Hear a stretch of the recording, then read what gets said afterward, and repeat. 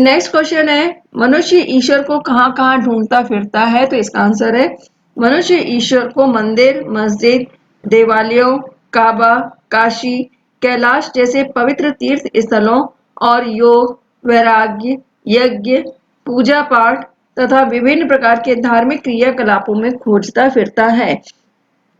फिर next question है, कबीर ने ईश्वर प्राप्ति के लिए किन प्रचलित विश्वासों का खंडन किया है? तो इसका आंसर है, कबीर ने ईश्वर प्राप्ति के लिए प्रचलित विश्वास जैसे मंदिर, मस्जिद में जाकर पूजा अर्चना करना या नमाज पढ़ना या योग, वैराग्य जैसी क्रियाएं करना, पवित्र तीर्थ स्थलों की यात्रा करना, आडंबर युक्त भक्ति करके ईश्वर प्राप्ति की इच्छा करना, इन सभी प्रचलित मान्यताओं का खंडन किया है। फिर नेक्स्ट है, कबीर ने ईश्वर को सब श्वासों की श्वास में क्यों कहा है? इसका आंसर है, सभी जीवों की रचना ईश्वर के द्वारा की गई है, इसलिए ईश्वर का निवास हर प्राणी की हर सांस में है। यानी ईश्वर संसार के कण कण में समाया हुआ है, इसलिए कबीर ने ईश्वर को सब श्वासों की श्वास में कहा है। नेक्स्ट क्वेश्चन है, कबीर ने ज्ञान के आगमन की तुलना सामान्य हवा से ना कर आंधी से क्यों की है? इसका आंसर है, सामान्य हवा में वातावरण को प्रभावित करने की क्षमता नहीं होती है, जबकि आंधी में बहुत परिवर्तन करने की क्षमता होती है।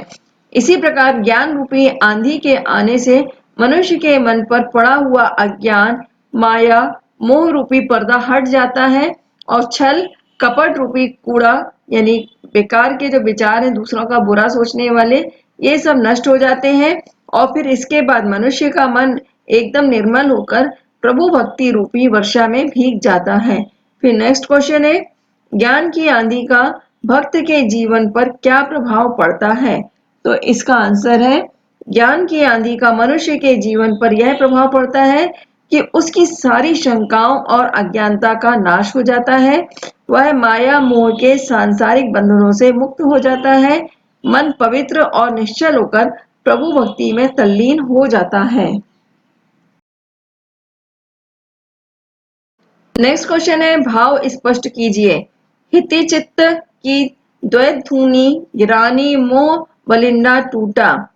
इस लाइन का अर्थ इस तरह से इन्होंने भाव लिखे हैं कवि ने, यहाँ ज्ञान रूपी आंधी के कारण मनुष्य के मन में स्थित स्वार्थ रूपी दोनों खंभे टूट गए हैं और मोह रूपी बल्ली गिर गई है और इससे कामना रूपी छप्पर नीचे गिर गया है और उसके मन की सारी बुराइयां और अज्ञान नष्ट हो गया है और उसका मन साफ हो गया है। स्टूडेंट्स, इसमें कवि ने बहुत ही अच्छी तरह से उपमा दी है कि ज्ञान रूपी आंधी और निस्वार्थ रूपी खंबे, ये उपमा दी गई है और मोह रूपी बल्ली को इन्होंने गिरते हुए बताया है, तो बहुत ही अच्छे उदाहरण दिए इन्होंने। फिर नेक्स्ट है, आंधी पीछे जो जल बूठा प्रेम हरिजन भीना। इसका इस तरह से भाव लिख सकते हैं, सामान्य रूप से आंधी आने के बाद जब बारिश हो जाती है तो धूल आदि जितने भी विकार, धूल, कंकड़, ये सब शांत हो जाते हैं और मन जो है प्रसन्न हो जाता है। उसी प्रकार ज्ञान रूपी आंधी आने के बाद अज्ञान दूर हो जाता है और मन जो है प्रभु की भक्ति में रम जाता है और ज्ञान की आंधी के बाद जो भक्ति रूपी जल बरसता है, उस जल से मन जो भीग उठता है और उसमें सराबोर हो जाता है, यानी ज्ञान की प्राप्ति के बाद मन शुद्ध हो जाता है। इसके बाद है नेक्स्ट क्वेश्चन, रचना और अभिव्यक्ति का संकलित साखियों और पदों के आधार पर कबीर के धार्मिक और सांप्रदायिक सद्भाव संबंधी विचारों पर प्रकाश डालिए।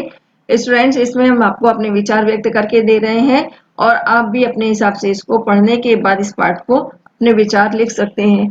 कबीर जी ने अपने विचारों के द्वारा जनमानस की आंखों पर धर्म और संप्रदाय के नाम पर पड़े हुए पर्दे को खोलने का प्रयास किया है। कबीर ने हिंदू और मुसलमान की पूजा पद्धति के कारण उत्पन्न सांप्रदायिकता को लक्ष्य बनाते हुए राम और रहीम को एक मानकर मनुष्य को सच्ची भक्ति के लिए प्रेरित किया है और कबीर ने हर एक मनुष्य को किसी एक मत, संप्रदाय, धर्म आदि के फेर में न पड़ने की सलाह दी है। ये सारी बातें जो है मनुष्य को राह से भटकाने और बंटवारे की ओर ले जाती हैं, इसलिए कबीर के अनुसार हमें इन सब चक्करों में नहीं पड़ना चाहिए मनुष्य को चाहिए कि वह निष्काम और निश्चल भाव से प्रभु की आराधना करे। फिर भाषा अध्ययन का पहला प्रश्न है, निम्नलिखित शब्दों के तत्सम रूप लिखिए। तो इसमें पखापखी, इसका तत्सम रूप होगा पक्ष विपक्ष। अनंत का अनंत होगा, जोग का योग होगा, जुगति का युक्ति होगा, बैराग का वैराग्य होगा और निरपक्ष का निरपेक्ष या निष्पक्ष होगा।